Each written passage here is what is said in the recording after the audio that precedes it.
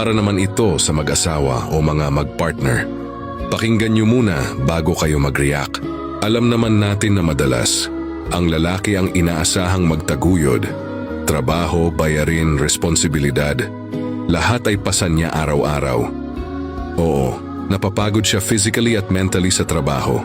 Pero alam niyo ba na may mas mabigat pa roon na madalas hindi napapansin? Ang mga salitang galing mismo sa taong mahal niya, si Mrs. Hindi ito paninira sa babae, real talk lang.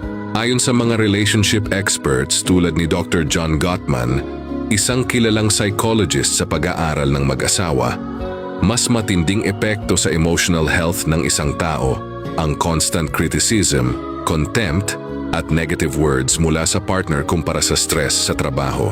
Bakit? Kasi ang partner ang dapat safe space. Kapag doon mismo nanggagaling ang sakit, mas malalim ang tama. Para sa lalaki, hindi lang simpleng salita ang mga linyang, hindi ka talaga maaasahan. Para kang bata. Ako na lang ba palagi? Sa isip ng lalaki ang dating niyan ay, hindi ako sapat.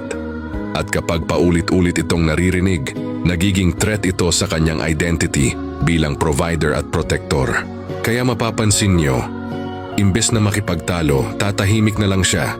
Hindi dahil wala siyang pakialam, kundi dahil durog na siya sa loob at ayaw na niyang lumala pa. Doon nagsisimula ang overthinking. Nawawala ang focus. Kahit nagtatrabaho siya, dala niya ang bigat ng mga salitang tumatak. Unti-unti nababawasan ang gana, kumpiyansa, at minsan pati pagmamahal sa sarili. Hindi ito drama, maraming lalaking Pinoy ang ganito pero hindi marunong magsalita tungkol dito. Kaya sana, maging maingat din ang mga babae sa mga binibitawang salita.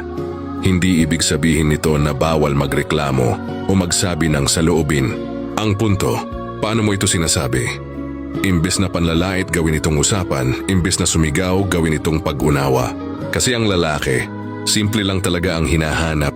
Peace of mind, katahimikan at partner na kakampi niya. Hindi kalaban. Sa pag-aasawa, hindi kayo magkalaban. Team kayo.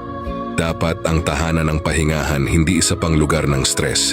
Dahil kapag kampante ang lalaki sa asawa niya, mas nagiging matatag siya para sa pamilya. At sana ay makatulong ito. Hindi para manisi, kundi para mas ayusin ang pagsasama.